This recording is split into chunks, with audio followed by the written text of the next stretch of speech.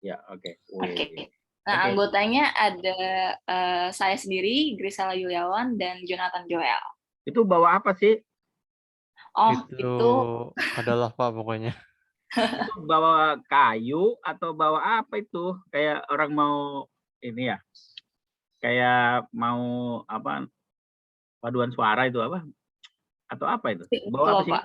Ceritanya Stick bawa apa nih? tongkat. Jadi itu Stick. sebenarnya kita satu tema gitu loh, Pak. Satu tema dalam fotonya kita. Oke, terusin. Oke. Nah, ini untuk daftar-daftarnya, konten-kontennya yang ada di company profile kita. Nah, yang pertama ini ada tentang company-nya nih, tentang si Mas Ndu Kitchen sendiri. Mas Ndu Kitchen sendiri itu salah satu UMKM yang bergerak dalam bidang kuliner. Bisnis ini di bawah naungan Mas Pandu Nugroho atau lebih akrab dengan sebutan Mas Pandu. Oke. Mas Ndu Kitchen sendiri adalah UMKM yang sudah berdiri kurang lebih 1 tahun nih. Berbagai kuliner dari Sorry, Indonesia. sebentar. Iya, Pak. Grisela apa namanya? Grisela ya? Iya, Grisela. Grisela. Ini kamu pakai Canva? Pakai Canva, Pak. Keren, bagus. Canva-nya pro atau biasa? Biasa, Pak. Keren. Oke, terusin. Ya. Oke, berbagai kuliner dari Indonesia, khususnya Malang, dan signature utamanya dari Mas Ndu Kitchen ini, berbagai menu dari Mas Ndu dapat dijumpai pada berbagai platform media sosial, yaitu web dan Instagram nih, teman-teman. Terus? Jo, boleh? Jo? Oke, jadi historinya itu gimana sih? Jadi awalnya Mas Pandu ini tuh suka masak gitu, Pak, karena dia diajarin sama om dan tantenya yang memang orang Malang, itu tuh diajarin masak gitu. Nah, ternyata malah sama temennya yang sekarang udah menjadi istrinya, itu dibilang kenapa nggak diseriusin aja sih jadi bisnis kuliner. Ya udah akhirnya diseriusin, jadilah Mas Ndu Kitchen, di mana punya signature dish, di mana signature dishnya itu mungkin yang orang Malang tahu ya, istilah cuy mie Malang, tapi orang Jakarta dan sekitarnya mungkin lebih mengenalnya dengan mie pangsit. Iya, cuy mie saya pernah makan. Nah, Ya, terus? tercetuslah namanya Mas Ndu Kitchen dari namanya sendiri, Pandu, pada tanggal 9 September 2019. Itu agak typo, maaf, Pak. Ya, oke. Oke, ini gue lagi ya, guys. Oke. Jadi visinya Mas Ndu Kitchen itu adalah intinya adalah ingin memperkenalkan makanan khas daerah, karena kita juga dapat menemukan beragam macam kuliner yang berasal dari daerah di Indonesia, salah satunya dari Malang itu sendiri. Nah, dari situlah tercetus signature utama dari Mas Ndu Kitchen. Next, please.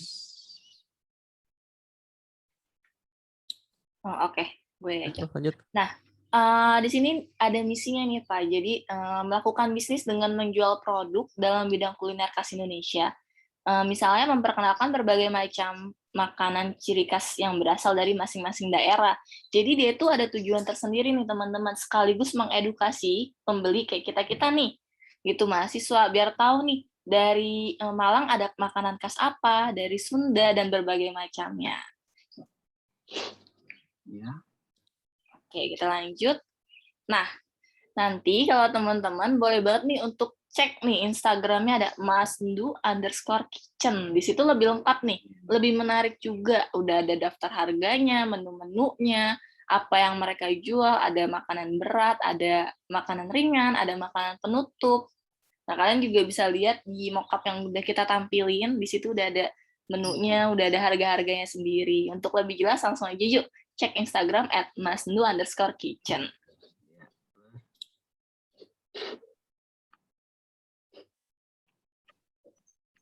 Ini gue apa lo?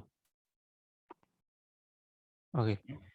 Jadi best sellernya itu sendiri adalah cuy mie Malang, di mana cuy mie ini itu intinya adalah sebuah mie ayam, tapi biasanya mie ayam kan dagingnya gede-gede. Nah, ini dagingnya itu daging cincang ayam gitu, dan rasanya lebih ke arah manis gurih.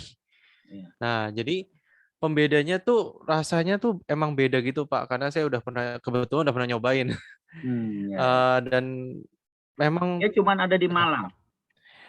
Lebih terkenalnya di Malang itu Cuimi, Pak. Jadi ini mau Oh, diekspansi keluar gitu.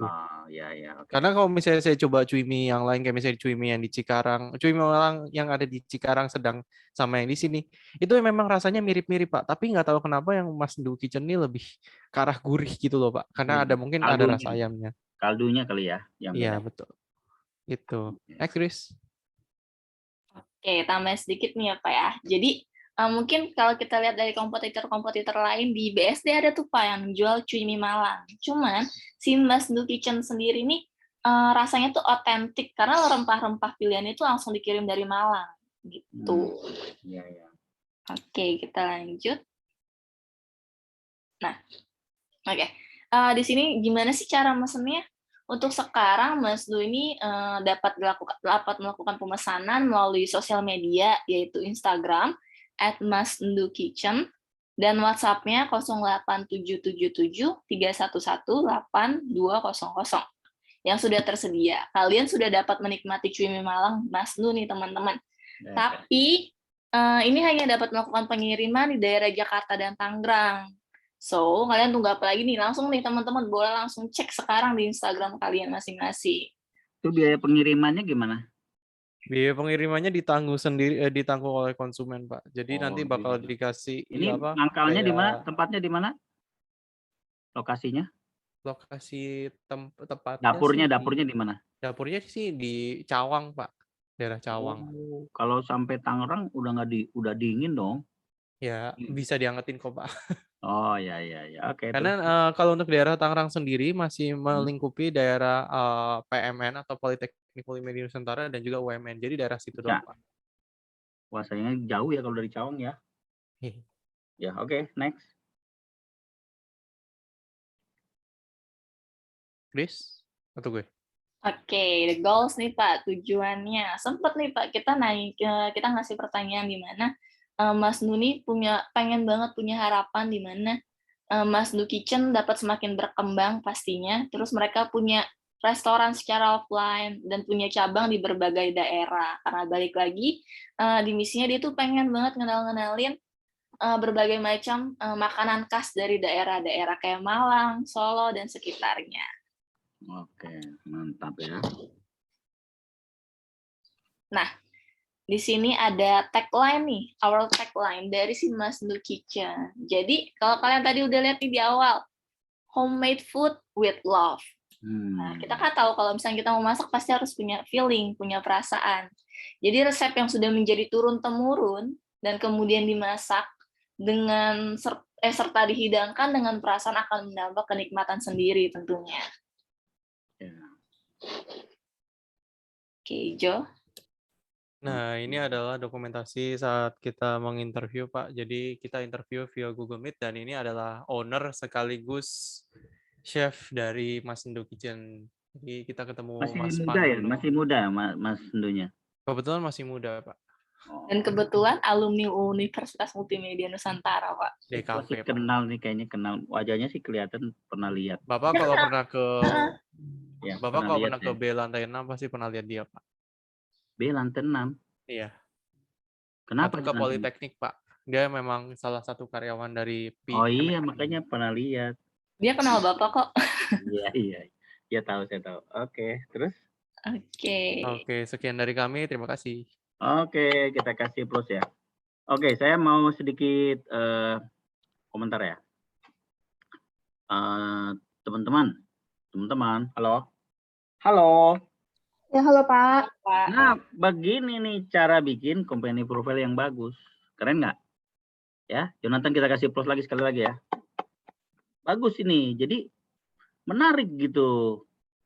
Ya, coba nih saya mau tanya nih, ada nggak yang bikin sekeren Jonathan dan si Grace tadi, Grisela, Pak. Grisela, sorry. Ada nggak yang mau menampilkan punyanya? Yang sekeren punya Jonathan ada nggak? Ayo, saya tantang nih. Ada nggak?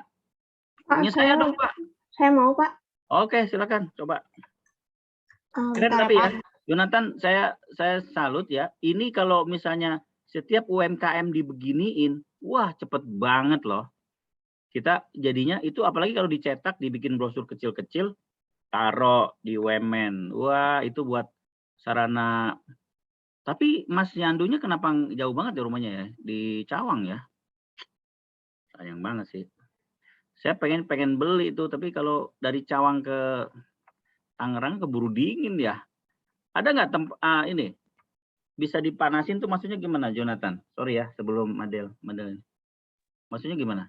Kalau saya sih kemarin kebetulan saya memang pesennya itu waktu saya lagi ada ngerjain project di kampus. Kalau yang minggu lalu, bener-bener pas minggu lalu itu saya pas terima ininya Pak, pas terima minyak. Memang udah dingin, tapi rasanya sih ya kalau mau masalah hangat atau dingin ya agak itu selera ya Pak. Cuman menurut saya Kalau masih saya sama seneng sih yang Pak. panas sih, kalau saya sih. Tapi Iya, dia bisa diangetin lagi. bisa sih Pak. Cuman ya itu mungkin sendiri. Iya. Oke, ya udah. Keren ya, keren. Itu bagus. Salut. Ya. Oke, Madeline silakan presentasi. Pak. Saya izin share screen-nya, Pak. Oke. Ini kalau kamu berdua apa sendiri? Berdua, Pak, sama Lydia Natalia. Oke, ya silakan. Oke, apakah udah kelihatan Ya, teman-teman? kelihatan. Oh, udah. Oke. Present. Iya, Pak. Oke, selamat sore Pak Oke. Indiwan dan teman-teman sekalian. Nah, hari ini aku sama Lydia mau menjelaskan tentang company profile dari Make Believe. Nah, ini ada hal-hal yang akan kami jelaskan.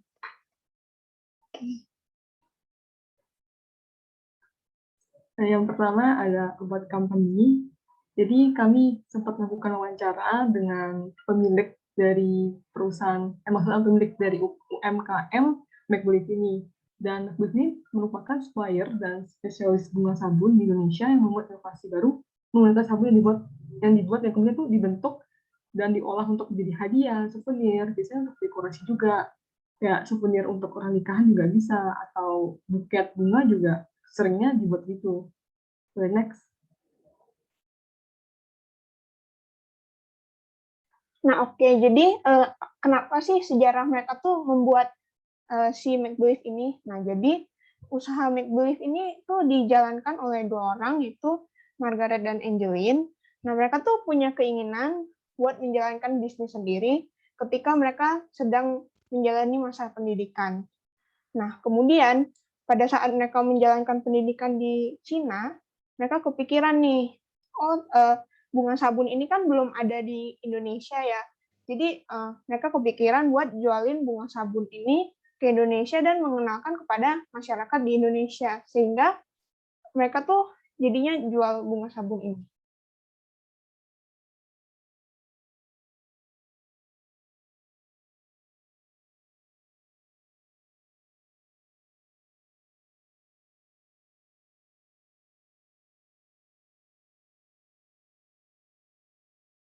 Oke, nah terus apa yang dilakukan oleh Make Believe sejauh ini? Nah, Make Believe ini sudah melakukan promosi di media sosial, tapi mereka juga melakukan edukasi terhadap masyarakat Indonesia bahwa bunga sabun ini memiliki makna yang everlasting. Nah, di mana makna everlasting ini adalah keabadian. Nah, alasan kenapa sih bunga sabun ini memiliki makna everlasting karena dia itu bentuknya seperti bunga asli, tetapi dia tuh memiliki harum dan ketahanan yang lama dibandingkan bunga asli. Karena dia tuh ya wangi, terus juga kalau rusak itu kalau cuman kena air saja. Dia kalau kena air itu dia bisa menjadi sabun yang digunakan untuk kita mencuci tangan gitu. Terus Make Believe ini menjangkau targetnya anak muda gitu. Karena kan kayak kita anak muda ini kan kadang memberikan hadiah kepada orang-orang yang kita sayang, kayak misalnya orang tua, terus juga pacar, lalu juga teman yang lagi ulang tahun ataupun wisuda. Nah, terus mereka juga melakukan promosi di media sosial TikTok. Kenapa? Karena kan seperti yang kita tahu, TikTok ini sekarang sedang nge-hype-nya ya. Jadi mereka memperkuat promosi itu di media sosial TikTok. Nah, kemudian ini ada visi dari Make Believe sendiri. Nah, jadi visi dari Make Believe sendiri ini adalah menjadi supplier bunga sabun nomor 1 di Indonesia yang terus akan melakukan inovasi agar terlihat unik di mata masyarakat. Nah, juga mereka ingin membuat konsumen menjadi bahagia melihat bunga ini yang memberi makna everlasting dan juga menarik. Sehingga pada saat mereka menerima hadiah ini, mereka akan memiliki kesan yang unik gitu. Nah, ini adalah misinya. Misinya yaitu membuat para konsumen memaknai dengan baik makna dari bunga sabun ini dan juga memberikan kesan yang baik. Nah, apa sih goals dari Make Believe ini? Nah, jadi mereka itu punya goals, yaitu mengupgrade secara rutin produk-produk dan juga terus mengikuti permintaan pasar yang sesuai agar bisa menjadi penjual bunga sabun yang terbaik. Kenapa? Karena seperti yang kita tahu, produk ini kan sekarang sudah mulai banyak bermunculan di pasaran ya. Jadi kan konsumen jadinya lebih selektif. Nah, mereka jadi berpikiran untuk mengupdate produk terus supaya pelanggan-pelanggannya itu setia gitu dan juga bertambah semakin banyak yang membeli produknya. Selanjutnya ada beberapa produk yang memang ditawarkan oleh Make Believe sendiri, yaitu yang pertama ada buket bunga yang bisa digunakan untuk sebagai hadiah wisuda maupun anniversary ya bagi yang pacaran. Kemudian yang kedua itu ada souvenir pernikahan atau bisa juga jadiin kado bridal shower. Terus yang ketiga ada bloom box. Ini juga sama, bisa jadiin hadiah untuk orang tersayang. Mungkin bagi yang punya pacar atau yang bisa atau mau kasih hadiah ke orang tuanya bisa dibeliin. Terus yang keempat ada special flowers box. Ini juga bisa dijadiin hadiah untuk orang tercinta, seperti pacar atau mungkin udah bagi yang udah nikah bisa dikasih ke suami istrinya. Lady next.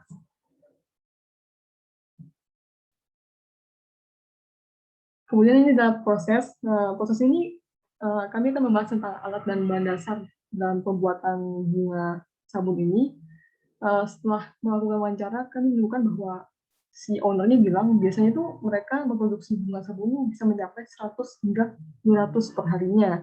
Dan kalau ada event tertentu seperti wisuda, hari ibu, atau Valentine, itu biasanya bisa mencapai hingga 300 pesanan. Dan bahan utama dalam pembuatan bunga sabun ini tuh ada batang, bunga, rumput, box, dan juga kartu ucapan ya. Nah, jadi bunga sabun ini bunga adalah bahan dasar dalam pembuatan produk ini, baik dalam pembuatan buket, souvenir, ataupun buket box-nya. Next.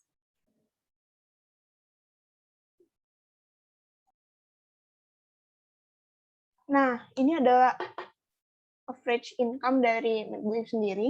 Nah, biasanya modal yang diperlukan dalam membangun usaha Make Believe ini, baik untuk bunga ataupun perlengkapan-perlengkapannya, itu dibutuhkan 20-30 juta per bulannya. Nah, sementara itu pendapatan rata-rata yang didapatkan oleh Make Believe ini sendiri adalah menjangkau kisaran sekitar 100 juta per bulan.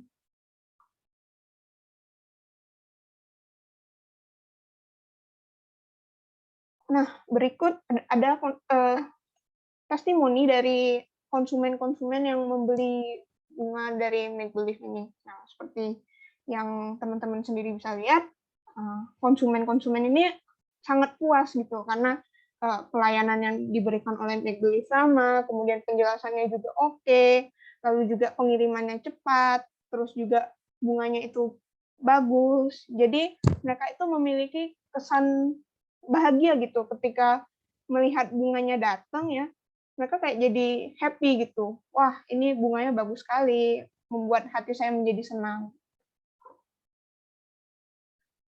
Nah, ini ada detail kontak dari Make Believe sendiri.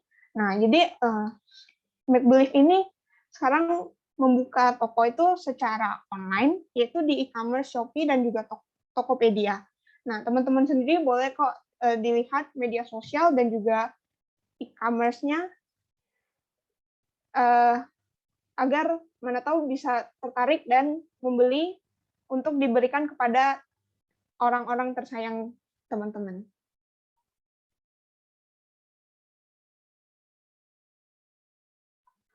Nah, ini adalah bukti kami melakukan wawancara.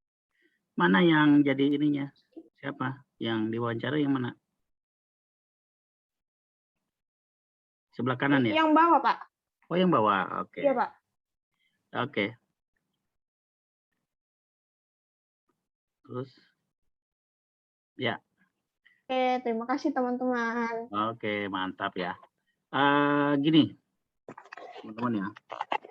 Kalau kita membuat sebuah company profile, memang ada unsur-unsur kayak menjual produk gitu ya, nggak apa-apa. Ya tadi si Madeline kan menggambarkan bahwa ternyata bunga wangi yang agak tahan lama. Kalau nggak kena air kan nggak apa-apa ya, nggak. Nggak apa-apa, Pak. Oh, dan waktu itu Anda udah ngalami dulu, pernah beli dulu gitu ya? Kebetulan ini sih Pak punya saudara Pak, jadi kayak tahu dikit lah tentang produknya. Oke, itu jadi itu tadi contoh dari company profile yang bagus ya. Oke.